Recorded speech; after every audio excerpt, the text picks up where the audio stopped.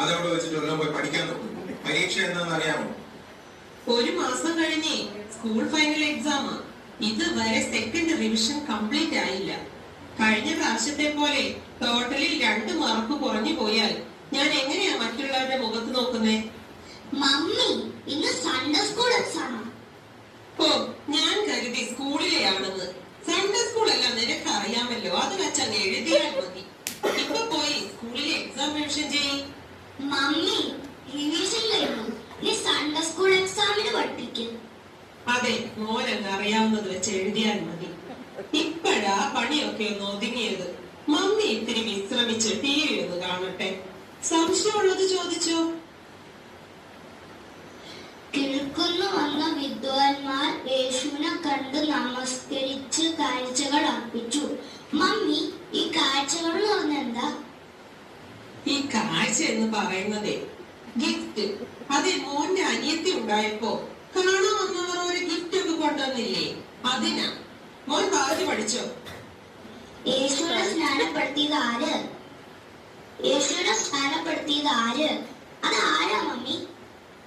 ഓ, അത് പത്രോസ് ആണെന്ന് തോന്നുന്നു. യേശു ക്രിസ്തു ജനിച്ചത് എവിടെ? അത് എവിടെയാ പപ്പ? അത് ആ സിറിയയിലും കണ്ടാണെന്ന് തോന്നുന്നു. നീ ഒന്ന് ഗൂഗിൾ സെർച്ച് ചെയ്ത് നോക്ക്. അയ്യോ, സൺഡേ സ്കൂൾ വണ്ടി വരാനായി. എക്സാം അല്ലേ, ഒന്ന് വേദോത്സവം വായിച്ച് പ്രാർത്ഥിച്ചു പോകും. ഒരു സങ്കീർത്തനടുത്ത് വായിക്കും. യഹോവ എന്റെ ഇടയനാവുന്നു, എനിക്ക് മുട്ടുണ്ട. അയ്യോ, ബാക്കി വായിച്ചേ. ഇതിന്റെ ചാർജ് തീർന്നു പോയി. ബാക്കി ഓർമ്മയില്ലേ? പപ്പയെന്ന് ഓർത്തുവാണ്. മോനെ, വണ്ടി വരാറായി. പ്രാർത്ഥിച്ചോണ്ട് പോയിക്കോ, താമസിക്കണ്ട.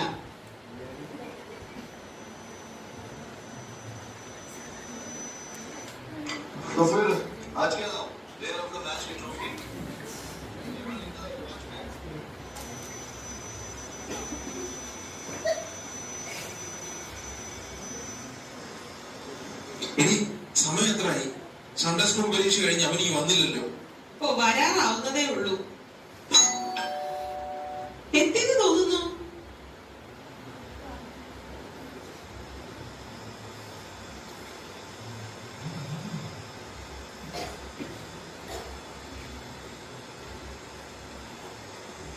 മോൻ സൺഡേ സ്കൂൾ എക്സാമിൽ എല്ലാം എഴുതിയോ?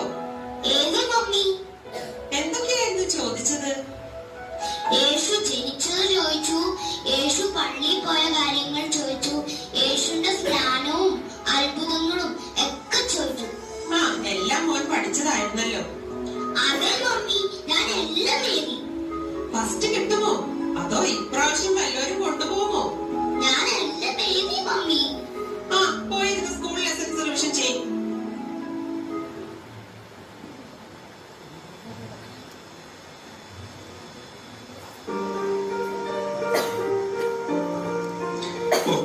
പ്രയറും കണക്കാന്നേ, ബോറിങ്.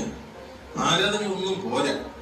പ്രസംഗത്തിന് ഒരു പുതിയ പോയിന്റും ഇല്ല. ഇപ്പൊ ആഴ്ചയിൽ 3 ദിവസം മീറ്റിംഗ്. അത് വല്ലാതെ കൂടുതൽ. അതിന് 2-3 മണിക്കൂർ ഇരുന്നിരുന്ന് മടുക്കും. ഷോർട്ട് ആൻഡ് സ്വീറ്റ്, അതാണ് വേണ്ടത്. ഇപ്പോഴൊക്കെ എത്ര നല്ല പോയിന്റുകളുള്ള പ്രസംഗങ്ങൾ നമുക്ക് ഇന്റർനെറ്റിലും ടിവിയിലും കിട്ടും. സമയവും ലാഭം. ടൈം ഈസ് മണി എന്നല്ലേ? അത് പോട്ടെ, സൺഡേ സ്കൂൾ പരീക്ഷയുടെ റിസൾട്ട് ഒക്കെ വന്നല്ലോ. രാജ്യത്തെ മോന് ഫസ്റ്റ് ഉണ്ട്. നിങ്ങളുടെ റോയ്മൻ പരീക്ഷ എഴുതിയില്ലയോ? എഴുതിയല്ലോ. ചിലപ്പോ സെക്കൻഡ് ആയിരിക്കും. സെക്കൻഡ് സണ്ണിക്ക.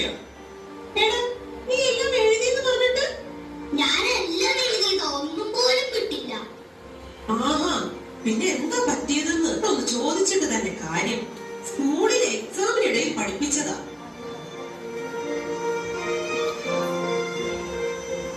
ടീച്ചറെ, റോയ്മോനെല്ലാം എഴുതിയെന്നാ പറയുന്നേ. പിന്നെ മാർക്ക് എങ്ങനെ ഇങ്ങനെയായേ? എഴുതിയതനുസരിച്ചേ മാർക്ക് ഇടാൻ പറ്റൂ. റോയ്മോൻ എന്തൊക്കെയാ എഴുതിയെന്ന് അവളോട് ചോദിച്ചു നോക്ക്. ഞാൻ ചോദിച്ചിട്ട് തന്നെയാ വന്നത്. എന്റെ റോയ്മോൻ എല്ലാം എഴുതിയിട്ടുണ്ട്. അവൻ മിടുക്കനാ. പക്ഷെ അതൊന്നും പേപ്പറിലില്ല. എല്ലാരും ഉണ്ടല്ലോ, എന്താ ഒരു തർക്കം? അതെ, റോയ്മോൻ എല്ലാം എഴുതിയെന്നാ പറയുന്നേ. പക്ഷെ റിസൾട്ട് വന്നപ്പോ ഫസ്റ്റും ഇല്ല സെക്കൻഡും ഇല്ല. ഇത് എന്ത് കളി? എല്ലാത്തിനും ഒരു പരിഹാരം ഉണ്ടാക്കാം. ടീച്ചറിന്റെ കയ്യിൽ ആ ചോദ്യ പേപ്പർ ഉണ്ടോ? ഉണ്ട്. എന്നാ പിന്നെ പ്രശ്നം തീർന്നു. ഇപ്പൊ തന്നെ ഞാനൊരു റീടെസ്റ്റ് ഇടാം. എന്താ? അത് മതി, അത് മതി.